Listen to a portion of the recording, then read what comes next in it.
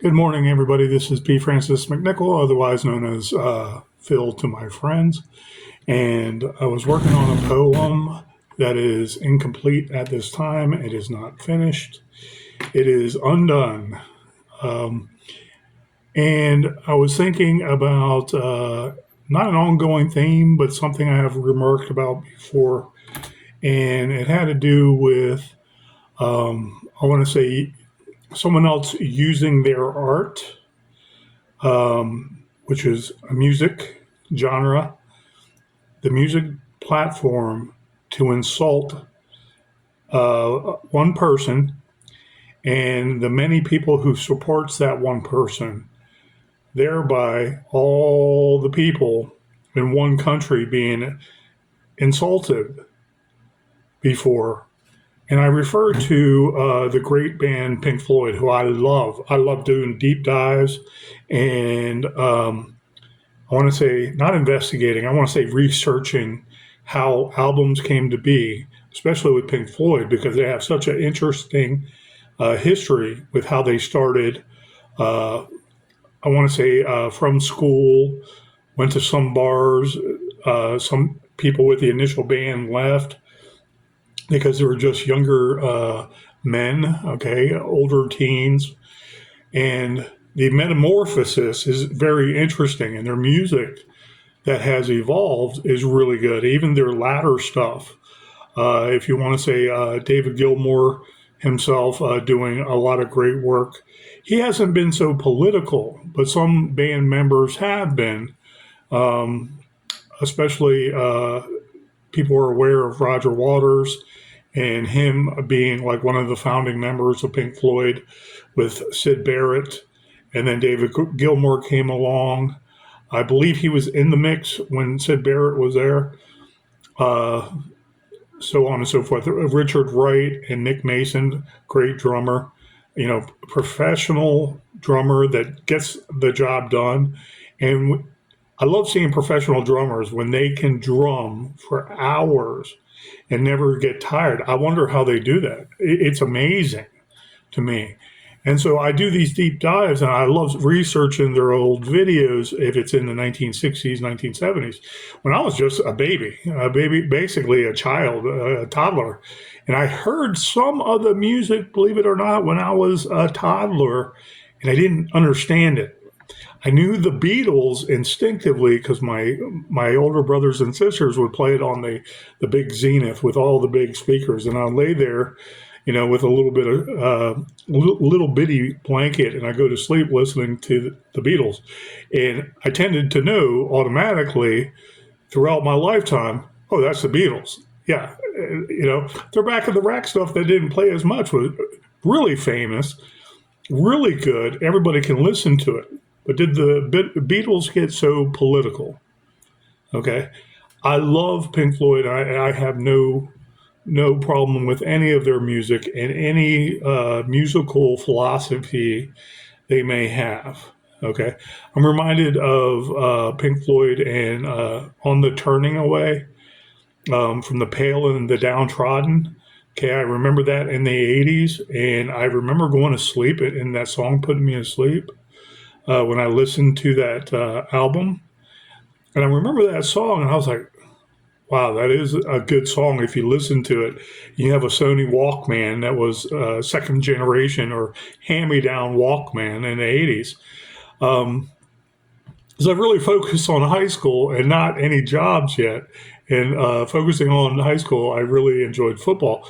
So I focused on football, my academics, and I still had troubles. But when I chilled out and I got something I can use that was, I want to say mainstream, the Sony Walkmans of the world, I would start getting cassettes from family members.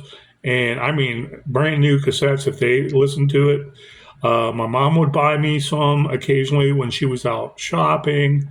In the Northern Virginia region, Penguin Feathers was really big, where it was a music shop and it was kind of like a very eclectic shop. When you walked in there, you saw all kinds of strobe lights and the felt posters, the blacklight posters. And my family would go there and get it because that was the hot thing to do, get the new releases of the cassette tapes, or albums. Even at that time, albums were still big. And you had those big cassette tapes that were from the early 1970s throughout the 70s that you can put in the car, cassette player, and pull the whole thing out, and you could really get to know music more. Even as a little kid, I knew who did what, but I didn't know the stories behind everything. On the Turning Away, I thought it very sad. Basically, like it says, the downtrodden. I could surmise it was about homeless people and people that need to eat, and people turning a blind eye and a deaf ear to them. And I was sensitive to that because I was like, man, that's a beautiful song. And though I don't remember getting into that album, Delicate Sounds of Thunder, I believe it was, that well. I remember the Division Bell at one time came out, and all the people in high school or intermediate school liked it.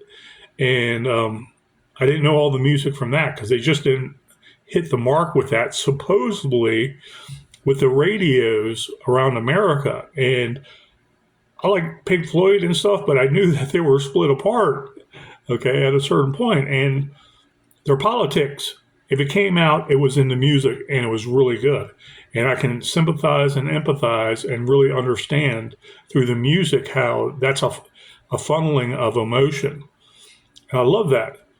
However, in the modern era, when they attached, I want to say Roger Waters attached at a concert the song Pigs, 3 Different 1, and referring to the pigs, he made a mockery out of Trump, okay, when Trump was first running for president quite a while ago. I want to say 2015, okay? But I remember he was making a mockery of Trump when he really didn't listen to Trump and the capitalistic ideas that are much better for everyone and the higher standard of living. There is not a higher standard of living by any political vehicle other than capitalism and being in a constitutional republic, where it's not only democracy, you have laws to protect everybody equally, okay? And you have a democratic process where majority wins by who we elect, but that doesn't mean that we openly just throw away the Constitution and all that equality is gone. People forget that. We're not a democracy. We're a constitutional republic for a reason. We have democratic policies, okay, for our voting of our leaders. But that doesn't mean we get rid of everybody's rights. That doesn't mean we overhaul the Constitution. There's a way to overhaul the Constitution. It's called the amendment process.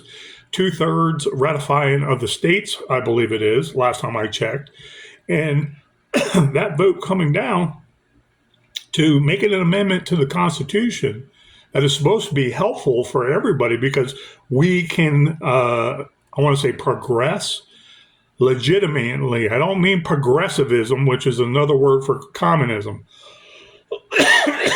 I mean, we can progress and still include people, more people, or things we didn't foresee when the founders understood this, when they were developing the Constitution throughout a lengthy process.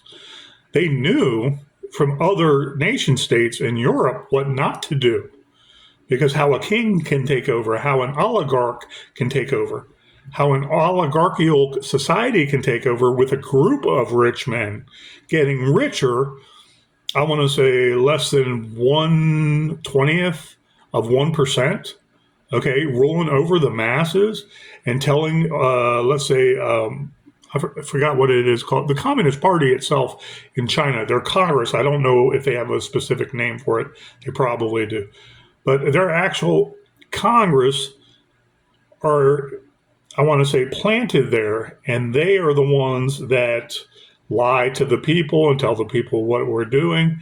And they work in and out with other oligarchs to make sure money is always flowing into the top percentage of less than 1% of the people. And that doesn't work. Socialism doesn't work, taking from one people and taxing them and their production value to help out other people and say, oh, well, we're a better society of that. Well, you already elevated yourself above us. See the Jonathan Allen or Phil P. Francis McNichol moral elevation principle. Okay, when you say you're helping people, you're already elevating yourself above them. And then you can vicariously or on purpose also judge people that might be opposite of your opinion. Okay. Socialism doesn't work. It's been proven a million times. It basically dwindles down to a quagmire of selfishness and civil war, and the has and the have nots growing wider apart. Capitalism with a constitutional republic is a more superior governmental system that does not oppress its people. And we must always be vigilant for that constitutional republic to make sure it respects rights equally. Okay? People say, well, transgenders, they have rights and people are violating the rights. No one's violating transgenders' rights. I hate to explain that to you. It's a disorder, and everybody would like people to be healthy and have a mental health aspect that is enriching their lives. And if people have concern about that and actual biological men intermingling with teenage girls, people have a natural proclivity to protect their family, especially their daughters. Okay? No one wants to harm any transgender. In fact, statistically speaking, transgenders kill themselves. I don't mean to unliven themselves. I mean when they fight together, stab and kill each other the majority of the time. I want to say 80% of the time. And why? Mental illness. Okay? It's not rocket science. So we still want to respect their medical rights. We still want to respect their sexual rights. We still want to respect who they are. That's how we are as a society for anybody that it has an illness, a disorder, has mental health issues, has an injury or an illness or a disease. Okay? As a society, we respect that naturally. Transgender is just a political issue to put a wedge between us. Black, white, indifferent, old, young. They put us in boxes so we start fighting with each other. That's globalists. Those are those oligarchs behind the scenes that own the banks. They own the banks that fund the corporations. Vicariously or directly, they own the corporations. And those are the fascists that work with the government. The government that is most likely implanted there without free representation and one man, one vote, and all these tried and true proven schemes and schematics that in a constitutional republic protect everybody and everybody has a say-so at the table. Unfortunately, people forget that even though you have a say-so at the table, when you voice that and you don't bring enough votes onto your side, you don't always get what you want, okay? Sometimes you are outvoted and somebody else is elected. Are your rights protected? That is basically the baseline, though. Okay, you might not have got something you wanted out of that deal, but your rights are still respected. Are your taxes still going to be, I want to say, nominal and respectful to you? Under 10% somewhere, even as a business corporate tax. Okay, your family inheritance money, okay, going to your children, and it's not going to be taxed to death again because it was already taxed again or taxed a million times when you earned it the first time. Those are rights you have. You earned it yourself. The government didn't. Okay? So we want to protect our rights in a constitutional republic before all else.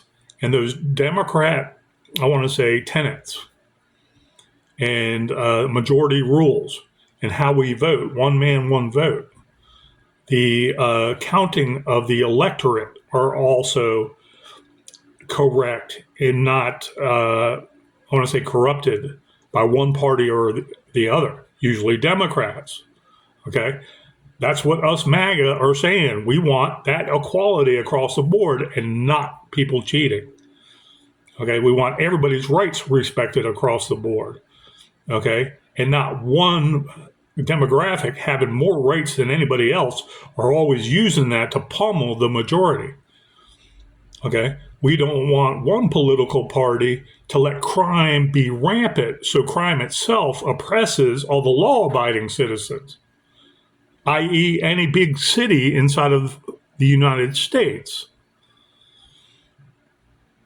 And so when I have these philosophies that are tried and true, and I hear someone using his bully pulpit, okay, named Roger Waters, to show a picture of our possible future president at the time, and calling him a fascist without even knowing what the party stood for and what MAGA was standing for. Okay, him as a Brit, him from the UK, I can see him having some animosity against the United States of America. But who bailed out England 2 major wars, and hundreds of thousands of our own people died helping them survive as a nation state? Roger. They're I want to say, oligarchical with a king and a parliamentary system, and the rights of the people being respected to different degrees, because the king is not setting up lynch mobs anymore or armies of people just to invade cities. They still have their power struggles, and they still are not perfected.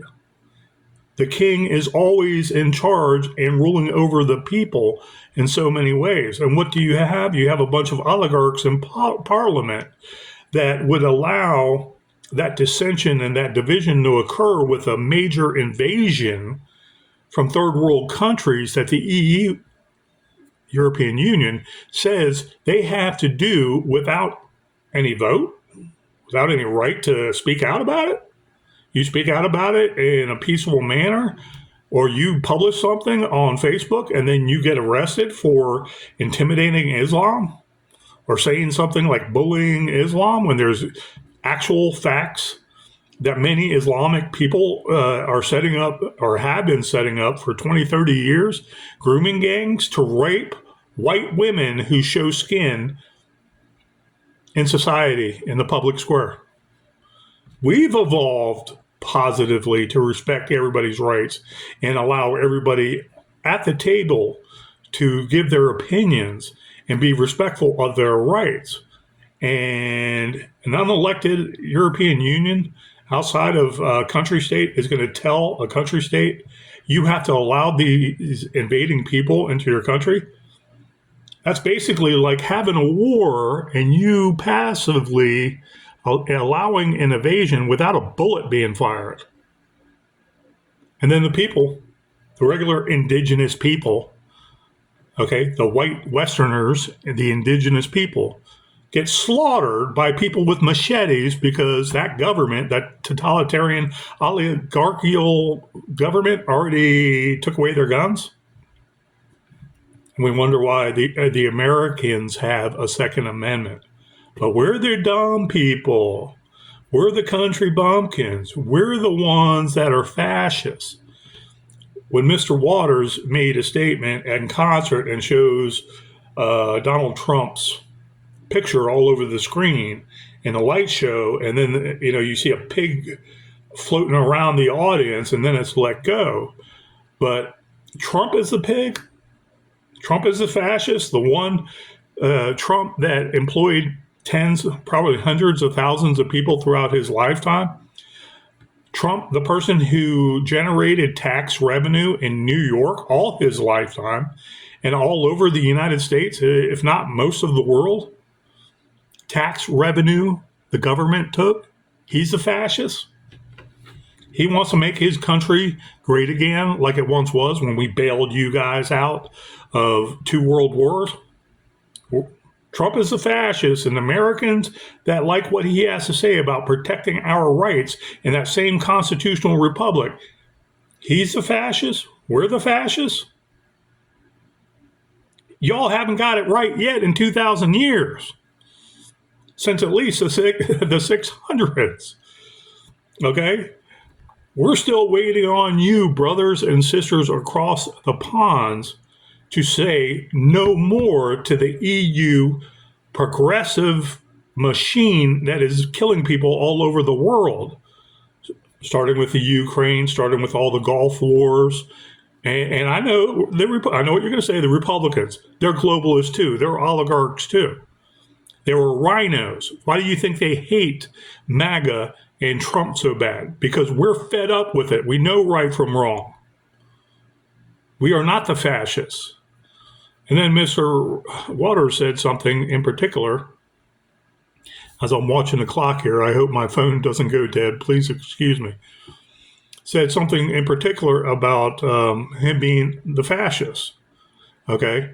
And I'm like, wait a second. We love your music, but the people who made you rich and made you your own, I want to say, smaller oligarch in England and all over the world, especially, but I want to say America with our money buying your great work, we're the fascists. Okay. I want an apology. I'm still asking for an apology. So I have inspiration from that. It's very insulting. Okay. It's very insulting by someone that I love their music. And I'm not saying boycott them at all. Pink Floyd, not all the band is like this. Okay. But there was a split in the band I could see for a reason, because of that totalitarian kind of mentality of, I know better for you. No, you don't. Your music doesn't even do that to me. Your music is inspiring because of sound. Okay. Some philosophy, yes, but I can choose to turn it off. I choose not to buy it if it's not good. I have that right. So anyways, inspiration comes from that, and it's still there. And I would like to think that Mr. Roger Waters at one time will say, oh, I just wanted to almost missed my point.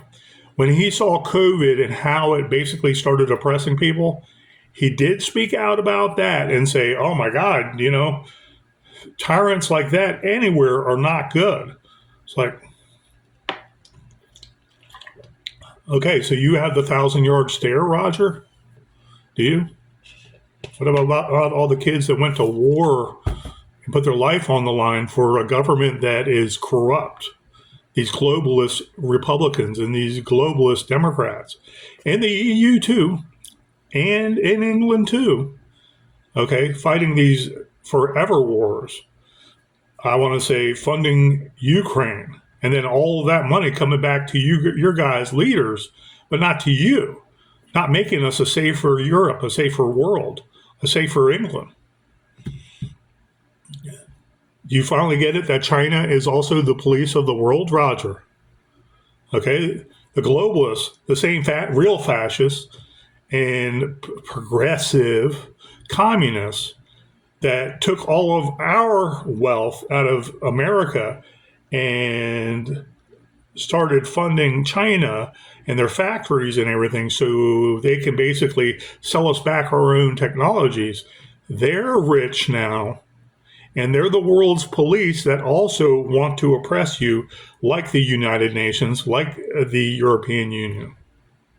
All spurred on by the globalists and the oligarchs that are the real communists and the real oppressive tyrants. Your King of England, I respect to certain degrees because of history. But be careful what you think, Roger, about other people around the world. Every day I'm reminded of it. 4 years of people invading my country. Your country has been invaded since when? 2005? Do you even have a country anymore? Do you stand up for your country? Would you believe picking up a gun to protect your country, knowing that you might not make it back? As a more mature person now, I am willing to do that. When I was a police officer or a public servant, I wanted to get home every night, but I still wanted to try to achieve the same thing. Before my country, at age 57, and knowing how a war should be, quick, sweet, to the point, and we win. I would do that because at 57, I don't care anymore.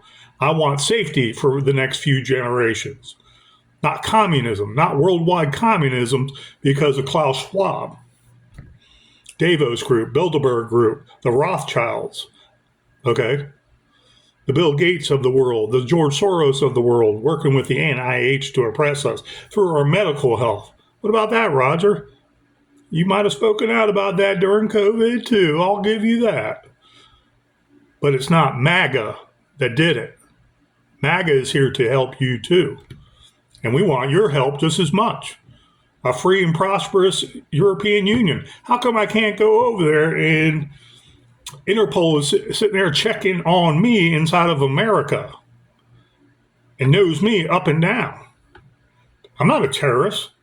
I shouldn't be on any kind of radar whatsoever. But can I go in your country and say what I want? If I'm not threatening anybody, if I'm not cursing, if I'm not causing disorderly conduct? You can do that here in America, Roger. Who's the fascist? Who's the fascist, Roger? So I wrote a poem, and it is not complete. I say that ahead of time. And I like it so far. Let me make one correction. There was a space that popped, separated a word. I shouldn't have. And this is titled, and I'm not going to, I was only debating between the 4 different pigs or 4 different pigs. And if you are a Pink Floyd fan, you know what I am talking about. Okay? The implications there, the, I want to say, inference, the symbology, the symbiotic nature of a song and this poem. Is it ideally together? No, it's in my way, the way I like to do poems. And so I was thinking 4 different pigs or the 4 different pigs. Just a simple English thing. I just might put 4 different pigs, but it is not untitled. And I also use the word I hate so much, crimson, right off the bat. By P. Francis McNichol, The 4 Different Pigs.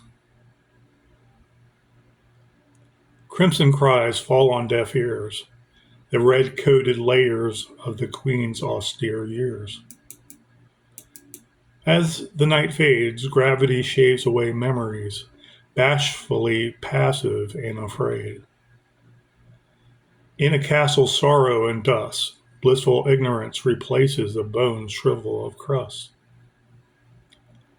Loved generations gone, Bertha's church conceded a crescent moon of croutons. A majesty's crown falters, clearly discarded, sons of the centuries dearly departed. Blood pudding and waterfall sprays wane like empires and Windsor soup marinades. Altar boys in the abbey disappeared, even the taxman owing the king arrears. The elderly sit politely aghast as gold stars eclipse a Union Jack at the lowest mast. Crowds in food lines string along as masked barbarians sing silly old love songs.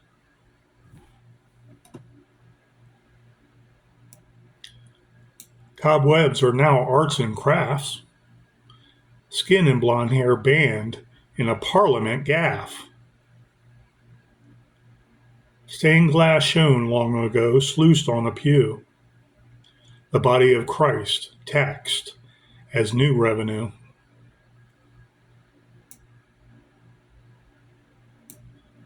Inevitable doom in what lurks in the loo, Tommy paying your dues, but called by you, a goon. Only little men hid in the pens of pigs. When Sid made more sense than you did on acid. Why are flowers fill an old man's cellar? Mine's full of swine and tiny men dwellers. Blood pudding bleeds into our porridge and pie. Sal's sighing in flight, up in a polluted sky.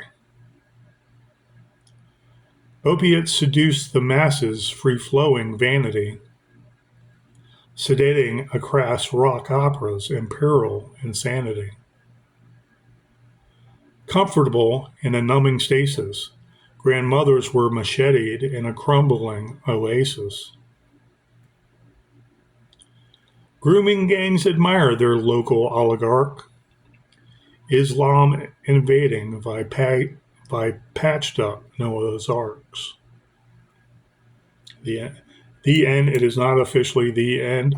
And I am going to do another video when this is completed. I enjoyed doodling with this the last couple of days here and there. I hardly ever start two or three projects, and add a little to each one each day. I usually like finishing one project, and I'll sit on it even up to a week if I have to. As writers, as authors, as scribes, as poets,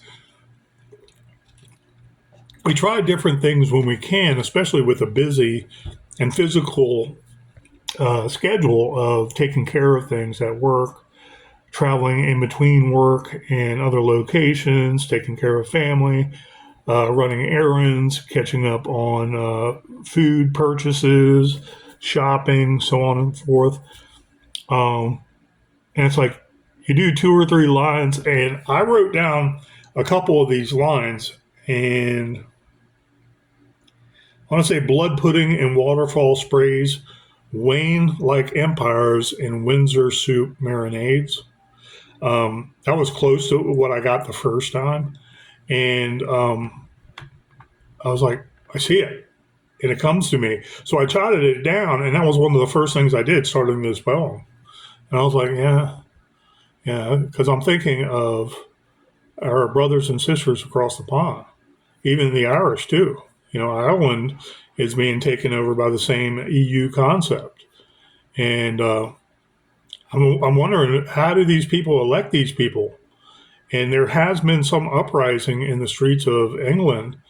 I don't remember the town per se, but I mean, a few weeks ago, I remember they were highlighting that people are fed up now, and they're marching the streets, and they're not going to take crap much longer, especially from Islamic terrorists, okay, who are basically running their own voting spots and places, and having their own elections and patrolling their own neighborhoods.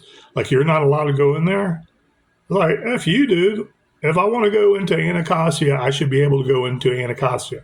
Am I going to tempt fate and have some bullets swing back at me just to kind of scare me and escalate? No, there's no reason to go into Anacostia, because most of it is a shithole with a lot of drugs and guns and shootings. But I'm saying, if I don't have a right to go there, okay, then I'd be very upset. But if I go to England and I get lost and I go into some enclave and they come at me with a machete, or they say, oh, American, okay, and then they terrorize me, you think that's right? In our Western world, do you think that's right? No. A lot of people say Islam is not compatible with a constitutional republic, and I fully agree, okay? And I fully agree it's not compatible with a democrat society at the same time, unless there are protections, and those protections can never be voided. Equally, I want to say equality-wise, okay, across the board.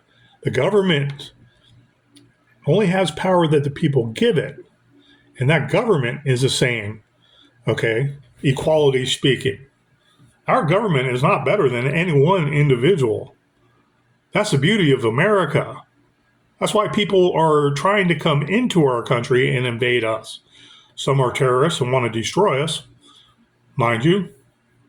Some of that radical Islam. Some third world countries where the communists basically want to help destabilize us, working with those same globalists. The globalists want worldwide communism so they can start exterminating Christians first. They know Christians are, hey, many people around the world are moral, but they know Christians are moral and they will fight to defend their right to save humanity. Okay? Those globalists want only 500 million people left on this earth. And they are hell-bent on being their own God and one of the few survivors that rule over those 500 million people. Do your math, people. That's 7 million people slaughtered. Every country under communism, ran by the United Nations, the European Union, and the Chinese. Chinese give pushback and they don't want to be controlled like that. They want to be their own power structure and not told what to do by the Western world per se. I want to say the oligarchs. The Eastern world, actually, let me rephrase that. The oligarchs, that their philosophies are basically from the Eastern world. Communism has never worked. Socialism has never worked. Fascism is just describing it. It's basically the means of production working. I want to say the oligarchs working with the government. They work together because they're both getting rich hand over fist while they enslave people. You enslave the workers, you sell the product cheaper, and you become even richer selling your product overseas. China. Well, anyways, that was the 4 different pigs as it stands now. It looks really great on paper. And I'm going to do some more research because I know so many different things that are going on in England. But I want to say minimizing it to certain degrees to put it in poetic form. I want to bring out some more naturalistic words. I want to say some more ephemeral words, some more philosophical words, and not be all about historical contents just recently in the last 50 years. Okay. And I think it's a keeper. Not sure, not finished with it, but I am not going to really change the title. It is titled, and it's either going to be 4 different pigs or the 4 different pigs. I want to say slap in the face of a song. And we all know what that song is. Look it up. Pink Floyd has some great songs. I love their music. I just believe Americans are entitled to an apology from Mr. Waters. Thank you guys, and have a wonderful day. Take care.